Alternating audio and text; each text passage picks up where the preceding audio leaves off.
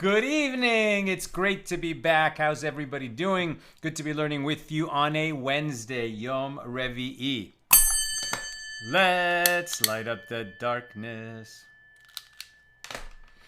Who's in the house on a Wednesday? Shandora in the Bronx, Yehud in South Carolina, Stephen in New Hampshire, Joe in the Inland Empire, Bill in Missouri, Melissa in Great Neck, Bella in Florida, Lorraine in Texas, Carla in Brazil, Lucy in Minnesota, Karen in Northern California, Charles in Omaha, John in Missouri, Guy in Ohio, Ilanit in Silver Spring, Marjorie in Georgia, Aoife in Florida, Ella, Frank in San Pedro, and good news is in Z. I'm not sure what that means, but welcome. Great to see you, everybody. Let's learn. And because we were so far ahead, we are right on the schedule. Today's daf, according to the Daf Yomi schedule, is page 64 here in Tractate Bava Basra, the 23rd volume of the Talmud. We are now opening Mishnah number 2, and God willing, we'll complete it tonight, here in chapter 4 of Tractate Bava Basra. Mishnah number 2, one who sells a house without specification has sold neither the pit nor the cistern. And we'll talk about what is the difference between a pit and a cistern a little later. So he has sold neither one, even if he writes for the buyer in the bill of sale that he is selling him the depth and the height of the house, as anything that is not part of the house, like pits and cisterns, must be explicitly mentioned in the contract, or else they remain in the seller's possession. In order to specify that everything is going, it's not just the depth and height of the house, but to the depths of the earth and the height of the sky was the formula that you would need to put in the contract. Of course, in modern contracts, there's so much more specific than just that. Property lines, measurements, plots that have been laid out by the city registrar, etc. But when people purchase and sell something without specification and don't have a proper contract that spells everything out, then these are the laws that we would follow according to Jewish law. So therefore, if the seller did not specify that he was including the pit and the cistern or use that all-inclusive formula that everything is going, so then he kept the pit and the cistern for himself. But if he sold everything else, then how will he access the pit or the cistern that he kept for himself? So the Mishnah continues, and therefore the seller must purchase for himself a path through the buyer's domain to reach whatever remains his, the seller's, because he has sold the area of the house along with the house itself, and he no longer has permission to walk there. This is the statement of Rabbi Akiva. And the rabbis say, the majority says, the seller need not purchase for himself a path through the buyer's domain, as this is certainly included in what he has withheld for himself from the sale. This is one of those cases where the law does not follow the majority as it was stated in the Mishnah. By the time of the Gemara, they came to see that the law was following Rabbi Akiva. The Mishnah continues, and Rabbi Akiva concedes that when the seller says to the buyer in the bill of sale, I am selling you this house apart from the pit and the cistern, then he need not purchase for himself a path through the buyer's domain. Since the seller unnecessarily emphasized that the pit and the cistern are not included in the sale, he presumably intended to reserve for himself the right of access to them, and that's why he mentioned it. And we follow that. And if the seller kept the house, but he only sold the pit and the cistern to another person, so then Rabbi Akiva says the buyer need not purchase for himself a path through the seller's domain to reach what he has bought, but the rabbis say he must purchase for himself a path through the seller's domain. And again, the law follows Rabbi Akiva. And now our Gemara, and that's the end of the Mishnah. Now the Gemara will discuss why the law follows Rabbi Akiva, and what is the sort of philosophical difference between Akiva and the majority of the rabbis mentioned in this Mishnah. Now the Gemara. It is related that Ravina once sat and examined the matter, and he posed a difficulty. A pit is the same as a cistern, so why then was it necessary to mention both of them? So Rava Tosafah said to Ravina, come in here a solution to this question. As it is taught in a baraisa, both a pit and a cistern are dug out in the ground. The difference is only that a pit is constructed through digging alone, while a cistern is subsequently finished on the inside by building masonry walls. And it is similarly related that Rav Ashi once sat and posed a difficulty. A pit is the same as a cistern. Mar Kashisha, the son of Rav Chizda, said to Rav Ashi, come in here a solution to this question. As it is taught in a baraisa that both a pit and a cistern are dug in the ground, the difference is only that a pit is constructed through digging alone, while a cistern is subsequently finished on the inside by building masonry walls, and that's why it can hold water. Now, new subject, the Mishnah teaches, and the seller must purchase for himself a path through the buyer's domain. This is the statement of Rabbi Akiva, meaning he sold everything but the cistern or the pit that he retained as his own, since he sold everything else in order for him to access his pit or his cistern, which is now surrounded by the property that he sold to the buyer. He's going to have to purchase from the buyer a right of way, a right of access to his pit or his cistern. That's what Rabbi Akiva says. And the rabbis say the seller need not purchase such a path. And what? Is it not about this issue, which will immediately be explained that Rabbi Akiva and the rabbis disagree? Now we're actually on page 64b. As Rabbi Akiva holds that one who sells generously, so that whatever is not explicitly excluded from the sale is assumed to be included in the sale. While the rabbis who disagree with Rabbi Akiva hold that one who sells sparingly, so that whatever is not explicitly included in the sale is assumed to be not sold. And perhaps that which is also stated generally, that Rabbi Akiva conforms to his standard line of reasoning, as he says that one who sells generously, perhaps that principle is derived from this Mishnah. That's a general Rabbi Akiva principle, and perhaps we're learning it from this Mishnah.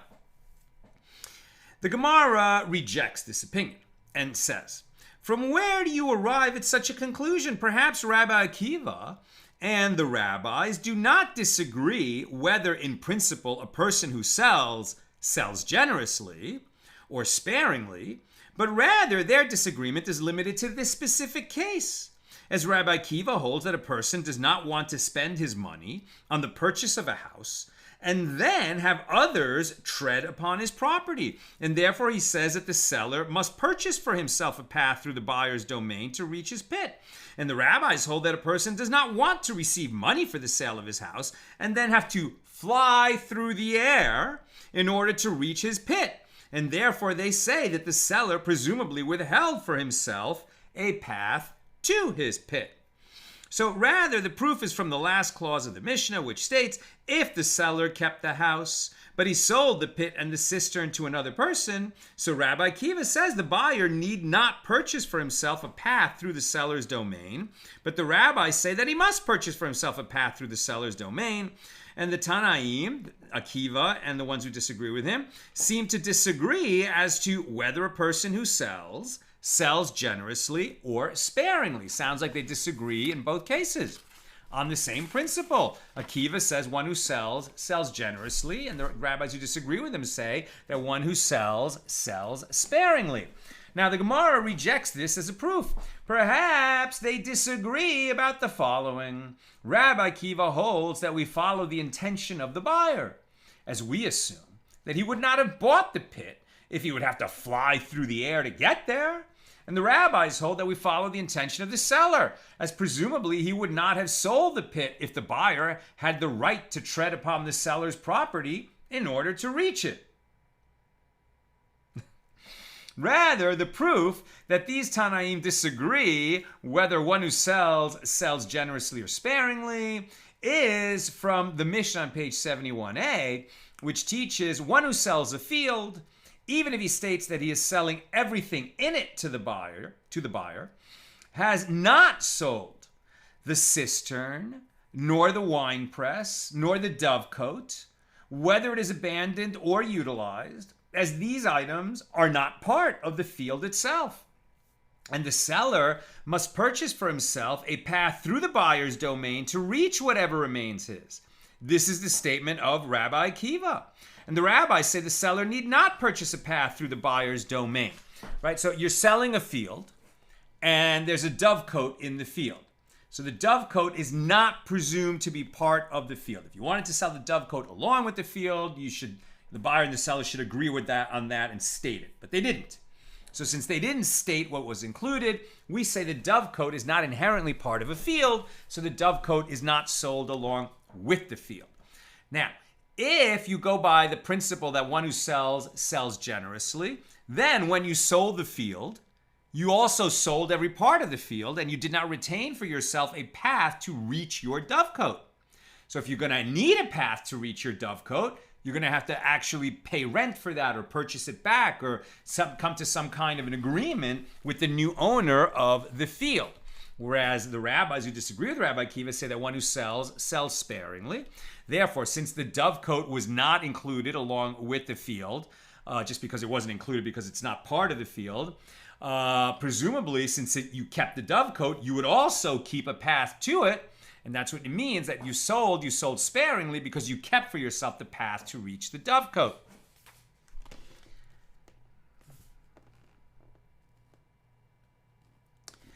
Now, the Gemara explains how this is a proof of where do we derive the general principle that one who sells sparingly. Was it from that Mishnah on page 71 or the Mishnah that we just covered? So the Gemara explains, why do I need this other ruling about the field as well as the ruling about the pit and the cistern in a house? Seeing that this case involving the sale of a field appears to be identical to the case involving the sale of a house while retaining the cistern. So rather, is it not teaching us that Rabbi Akiva holds that one who sells generously, and therefore the seller must purchase for himself a path to his property, the dovecote, while the rabbis hold that one who sells sparingly, and therefore the purchase of such a path is not necessary? Now the Gemara rejects this opinion. Perhaps the first Mishnah taught us this dispute with regard to a house, and the later Mishnah teaches us this dispute with regard to a field. And while this may seem redundant, both rulings are necessary, as had the Mishnah taught us this law only with regard to a house, I would have said that the buyer is particular about people passing through his house because he desires privacy there. And it is for this reason that Rabbi Akiva says that in the absence of an explicit stipulation, the seller must purchase for himself a path to the pit. But in the case of a field, which is exposed to all, say that the buyer is not concerned about privacy, and therefore you have to restate the principle if indeed you're not going to get that path.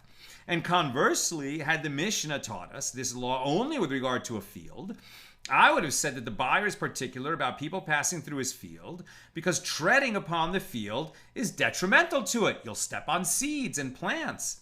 And it is for this reason that Rabbi Akiva says that the seller must purchase for himself a path to the pit. But in the case of a house, which is not adversely affected by treading through it, say that the buyer is not opposed to the seller passing through, and therefore both cases needed to be stated. So rather, the proof that Rabbi Akiva and the rabbis disagree about whether one who sells generously or sparingly is not from the first clause of the Mishnah on page 71, but from the latter clause of that Mishnah on page 71, which teaches, but if a seller kept the field but sold the cistern and winepress to another person, Rabbi Akiva says the buyer need not purchase for himself a path through the seller's domain to reach what he has bought, because a seller sells generously. But the rabbis say he must purchase for himself a path because one who sells sparingly, right? If you're selling the whole field and retaining for yourself the dovecote, then one who sells generously has sold the whole field and didn't keep for himself a path, and he'll have to purchase that back if he wants access to his dovecote. If you're only selling the dovecote but keeping the field, then one who sells generously would have sold the dovecote along with a path to it, and one who sells sparingly would have sold the dovecote only without a path to it. And if the guy wants a path to it, he's got to buy that too. So the Gemara explains, why do I also need this, seeing as the case involving the sale of a pit or a wine press in a field is identical to that involving the pit or the cistern, right? In both times, we have the same ruling where it's an opposite result when you sold the whole field but kept the dovecote, or where you sold the dovecote only and kept the field, produces the same result as, when you sell the house but kept the cistern, or where you sold the cistern but kept the house. So why do you need both rulings? So rather, is it not teaching us that Rabbi Akiva holds that one who sells generously, while the rabbis hold that one who sells sparingly? And the Gemara affirms, conclude from the latter clauses of both of these Mishnas that this is why those latter clauses are included, to teach you that Rabbi Akiva holds generally that one who sells generously, and the rabbis who disagree with Rabbi Akiva hold that one who sells sparingly.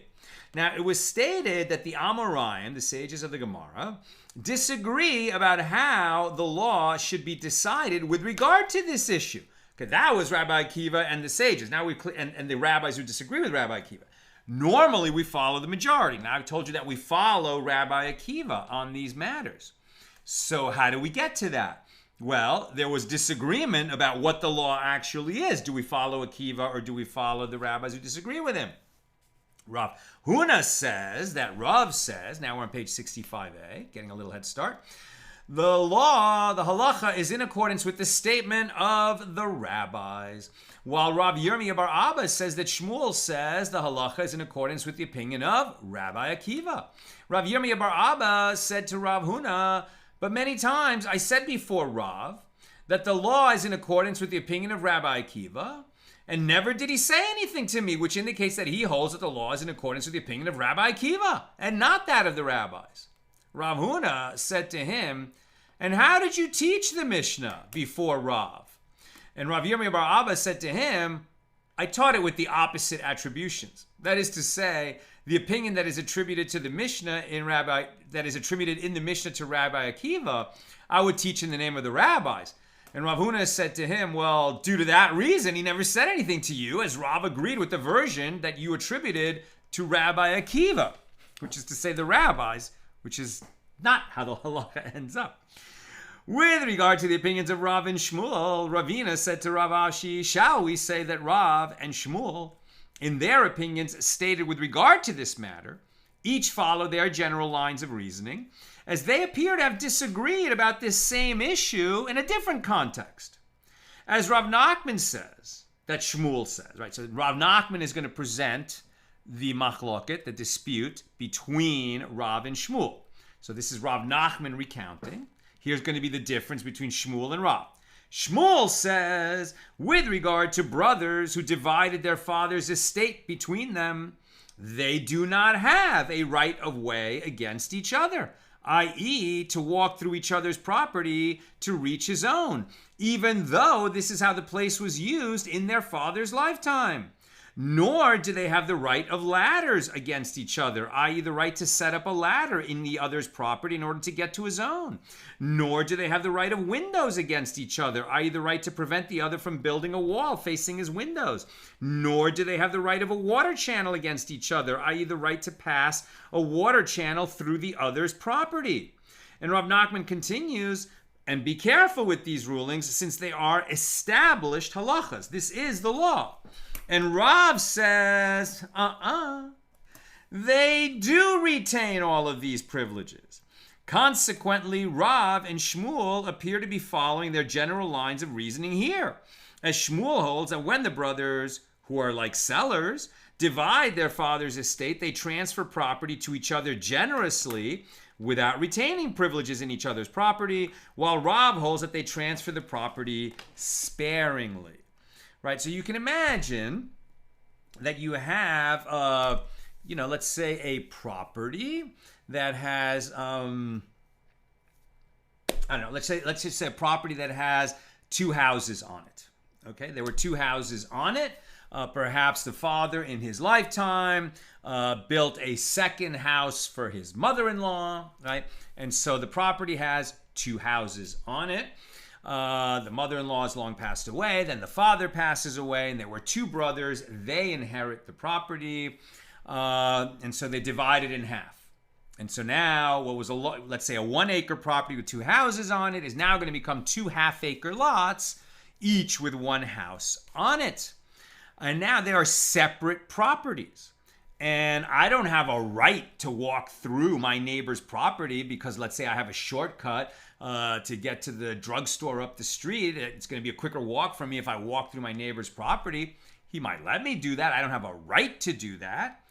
So in the case of these brothers, when they inherit the father's property and it's now become 2 separate properties, so according to Shmuel, they don't have a right to pass through the other person's property, even though in their father's lifetime, it was all one property. Now that it's become separate properties, they don't get a right to an easement, to have that path, that access through the brother's property.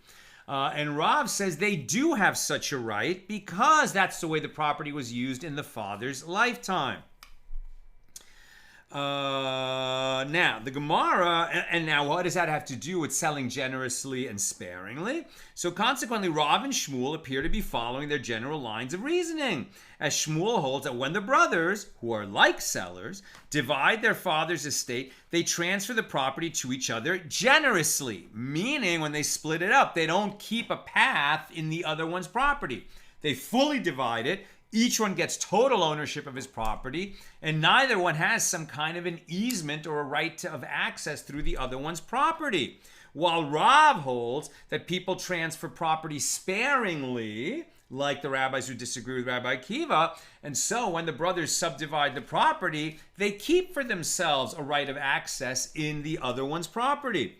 Now the Gemara comments, and nevertheless, it was necessary to teach this disagreement in both cases, as the law in the one case cannot be derived from the law in the other. As, had we been taught this dispute only in that case of brothers who divided their father's estate, I would have said that only in that case does Rav say that they retain all of the earlier privileges, because one brother can say to the other, I wish to live in this house, just as my ancestors who had all those privileges lived in it. And know that there is substance to this claim, as it is written, Psalm 45, verse 17, instead of your fathers shall be your sons. But in this case of an ordinary house sale, right, between unrelated parties, say that Rav concedes to Shmuel that a seller sells generously and doesn't keep for himself an access to the pit or the dovecote that wasn't included in the sale. And if the dispute was stated only in this case of an ordinary house sale between unrelated parties, I would have said that only in this case does Shmuel say that the seller sells generously and does not withhold a path for himself. But in that case of brothers who divided their father's estate, say that he would concede to Rav that the desire to live just as his ancestors did supersedes the seller's general tendency to sell generously. And therefore, it was necessary to teach the dispute both in the case of unrelated sellers and buyers and in the case of brothers who divide an estate. As for the ruling itself, Rav Nachman, who was a disciple of Shmuel, said to Rav Huna, is the law, is the halacha in accordance with our opinion, or is the halacha in accordance with your opinion? And Rav Huna said to him, the halacha is in accordance with your opinion, as you are near the gate of the exilarch, where the judges are frequently found, and therefore you are more proficient in monetary law. And that's why generally we follow Shmuel in cases of monetary law and Rav in cases of ritual law. It was stated, if there are 2 residences, one situated behind the other, and the owner transferred ownership of the 2 of them, each to a different person by means of a sale. Let's see if I can make this clear.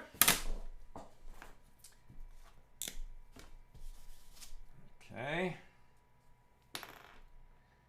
Pretty simple case. Something like this.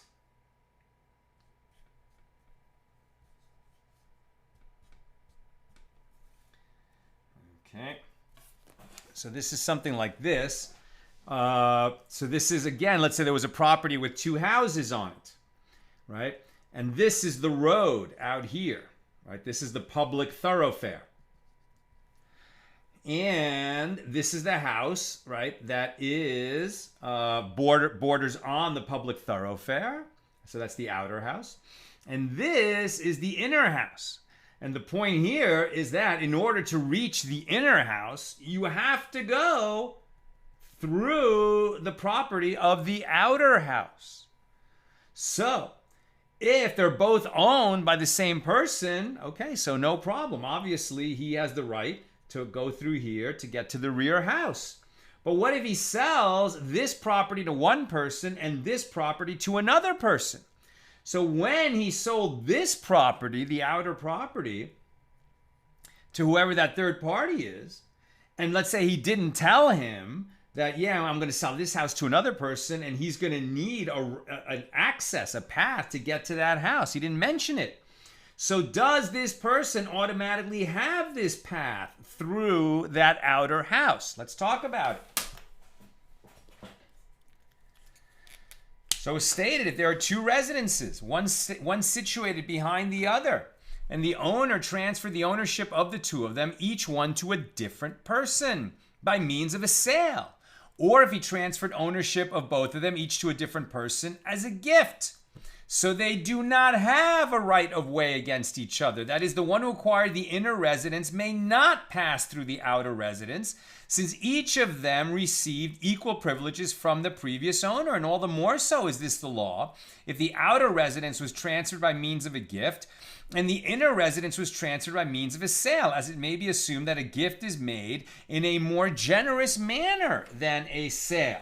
Right, so if he sold this to person A and he gifted this to person B, you assume that the gift included everything and no right of access was included. So the person who's, person A, who needs access to the house, he's going to have to negotiate with this guy and pay him for this right of access, because when this guy was gifted or when he bought all of it, or he was given all of it, including this path. And so if this guy needs a path, he's gonna have to negotiate with that guy.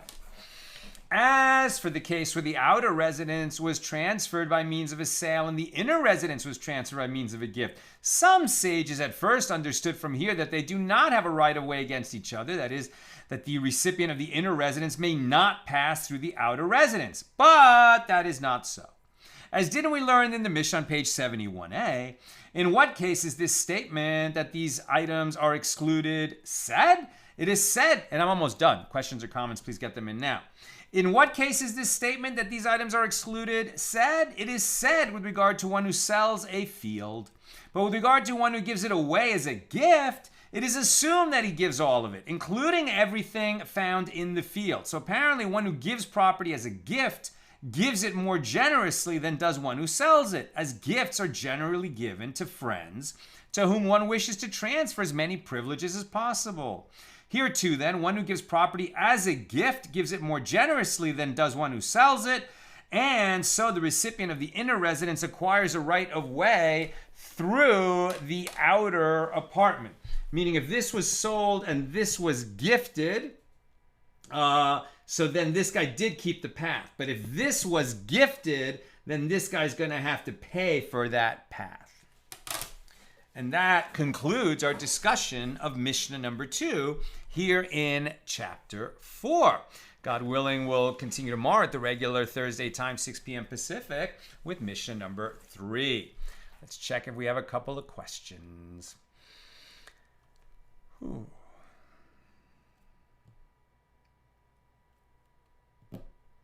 Load.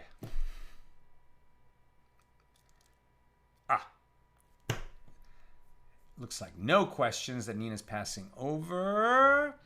Although I know she had a conflict possibly, so I'm just checking.